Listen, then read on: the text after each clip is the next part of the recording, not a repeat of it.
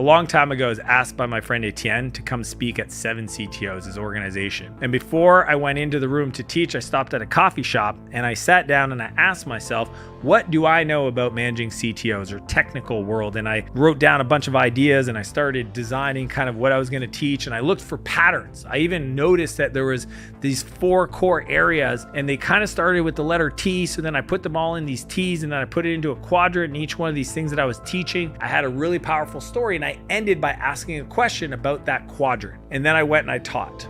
And when I got off stage, Etienne came to me and he said, where did you learn the CTO Quadrants? And I said, well, I just sat down and I just designed it at the coffee shop before I showed up. He's like, what? This is amazing. Can I borrow it? I was like, bro, it's yours. The CTO Quadrants to this day is one of the most popular YouTube videos on his channel.